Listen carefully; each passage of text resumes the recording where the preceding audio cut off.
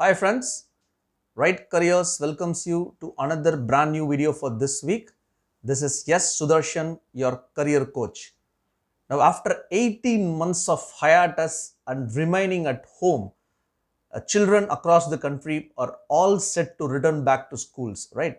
Some of the states have already implemented, asking the children to come back to school, especially from grade 9 onwards. The state that I live in, which is Tamil Nadu, will witness reopening of schools right from grade 1 onwards, from November 1, which means we still have effectively 20 days for the reopening of schools for grade 1 onwards. Now, in the last 18 months, a lot of things have changed. Children are not the same. Their bodies are not the same. Courtesy remaining at home. A lot of children have put on weight. Obesity has creeped in, not only among children, but also among parents. So, a lot of things have changed. Children will be exposed to various emotions, when they get back to school. Chances of homesickness is highly possible. Staying at home means there is very little socializing or absolutely no socializing, I should say. While there are very well known safety measures that we all know, that we all are used to, especially when it comes to the physical preventing of COVID, like sanitizers or masks or social distancing. These are some of the physical ways of preventing COVID, but there are a lot of other factors like mental challenges that a child might face, which is equally important for us as a parent to overcome. So that's exactly the topic that we have taken. The topic that we have taken this week is back to school tips for parents post COVID-19. So back to school is always fun, if you ask me. Uh, as long as the holidays are short, if you have a small short break, summer break, you will enjoy the summer and then go back to school. If you have a short winter break or a Dashara break, which is happening now, then you will, enjoy going back to school. But this break is unprecedented. We all know that we live in strange and unprecedented times, right? So this break is quite long. Almost 2 years I've lost. 18 months virtually has gone learning at home. So a child will undergo a lot of mental stress. Even as adults, we undergo a lot of mental stress, and children are no exception. So some of the this actually forced me, or made me realize that it's a duty of counselors like me to come up with few tips for parents, so that the mental health of child is also taken care of. So what are those tips?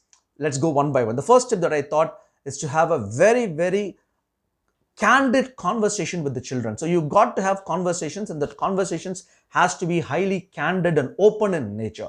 Age appropriate conversations is a must with the children, thereby making sure that they are not alone. You got to reassure that as a parent you are there with them always. So have an age appropriate conversation. If it's for a very small child, have that kind of conversation. If it's a growing young adult, have age appropriate conversation. So having conversation is very important as a parent with your child. That's the first tip that I can think of. The second tip definitely that I can think of is, and it's one of the most important tips, is to get back to the regular sleeping schedule. Now, sitting at home, working out of homes, learning out of home has made sure that we sleep at erratic time. We sleep during day. We also sleep quite late during the evening. Some of them, I know, work up to 12 o'clock, especially for people who are working in IT companies, will work up to 12 o'clock, which means you got to, children also remain with you, and then they wake up as late as 7:30, 8. Now, all these we know are not great, way of lifestyle. So if you have to do that, we still have 20 days to go. Get them back to the regular sleep mode of 10 to 6 or 10 to 5:30, so on and so forth, so that they are used to it. It's very important that this lifestyle change needs to happen. So that's the second tip that I can think of. The third important tip that I can think of is definitely in the form of a separation anxiety. So you got to prevent your child from separation anxiety. So what is separation anxiety, which I call is, now over the last 18 months, everybody has remained at home, right? Your grandparents of a child, of a children, or parents as your family, children, everybody were together, courtesy COVID, especially during the formative period of COVID last year. Nobody stepped out for whatever reason. So everybody remained together. Everybody remained in a closed knitted thing. And in that process, everybody became close also. On one hand, this is a blessing in disguise. Families have become much, much closer, more close-knitted, I should say. It's definitely a blessing in disguise. On other hand, when the separation happens, when a child starts to step out to school, the emotions will definitely, run very, very highly. People will start feeling that I'm going to be separated, from my parents or from my grandmother. So it's a new feeling, right? Especially for, the students in the age group of 5 to 12, this emotions will run very, very high. Now, what you can perhaps do to prevent this separation anxiety is to keep a family photo in the bag. That's definitely doable. Keep a short note in the lunch box, so that it's a surprise to them and they don't miss the family. So this will help them in terms of preventing them from separation anxiety. So preventing from separation anxiety is the third tip that I can think of. The fourth tip that I can definitely think of is communicate with the teachers. It's very important that we communicate and we talk with the teachers of your child.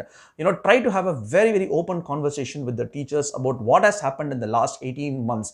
A lot of changes could have happened in 18 months. For example, as a parent, you might have lost a job. That could be possibility. Some kind of COVID death would have occurred in your family, causing deep stress within your family.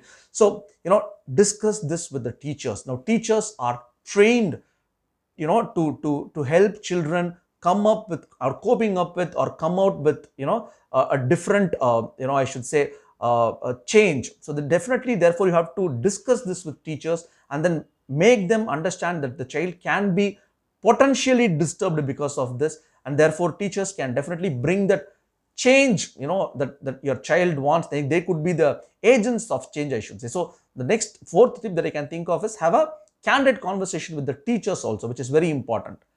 The next tip that I can think of is very important tip: make time to listen. It's very important that your child, whenever it goes to school, the moment it comes back, it will come up with a lot of stories. There will be huge stories for your child to tell, and the stories could be academic stories, non-academic stories also, because a child is meeting its friend after a long, long time personally, right? So your son or daughter will meet his or her friends after a long, long time, and there'll be stories to tell. Now, make sure that as a parent you listen to those stories. It's very important that you listen to those stories, and before bedtime, especially, that's the right time to listen to any stories. Before bedtime, do this, and make sure that you don't bring any electronic gadgets into the bedroom. Bedrooms are typically meant for storytelling with children, and therefore bring back that old, good old habit of storytelling, and try to avoid electronics, any form of gadgets in the bedroom. So give them time to listen. It not only makes them feel very, very important, but it also makes your child highly expressive. So make them feel more important than your electronic work or social media platforms like Facebook or Instagram. Instead of that, focus on your child. That's the next tip that I can think of.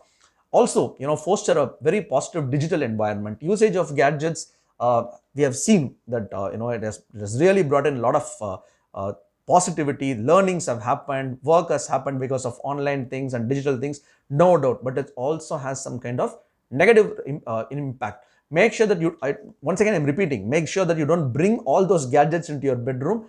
Bedrooms are meant for storytelling, and therefore, strict avoid to, gadgets is something which I advocate. And follow a hybrid model. After all, I think you should take it very, very easy and lightly, because none of the schools I know, especially in Tamil Nadu, some of the states I know, compels your child to come back to school. It is giving us an option, which means it is the decision definitely is with you, right? You can slowly start. If the school functions for 6 days, don't start to send the students to all 6 days. Say start with 2 days a week, and then follow the hybrid model. Remaining 4 days, let them learn, via online, and then a week later make it to 3 days, 4 days. So in the next 1 month or 2 months, make them completely ready to go to the school. So don't push them or send them for all the 6 days. It's not going to help anyone. Also, today we are sitting in October. We don't know how November is going to be, how third wave is going to come. Nobody knows, right? The moment third wave comes, it's all back to normal of digital learning and online learning. So go slow, take one step at a time. And after all, life is more important than education. There's no doubt about that. It's your children. Finally, what I would like to say is the transition from online school or digital learning to physical school is going to be very, very challenging. This according to a lot of experts, could take even more than a year for the students to mentally get prepared, right? So if you find any kind of disturbance in your child, any kind of insecurity or some kind of feeling in your child, do contact your pediatrician. It's very important that you always remain in touch with your pediatrician. Physical health is very, very important, there is no doubt, but mental health is equally important. On this note, I would like to conclude this video by saying, take care of your child, send them to school as and only when you are confident of sending. And in case of any clarifications about how some of the tips that you have, or clarifications, some other tips that you have, you can always ping me. All those details are beneath this video. And until next week with another brand new video, see you all, and do subscribe to my YouTube channel, which is www.youtube.com/writecareers. Until next week with another brand new video, stay safe, all the best. Thank you.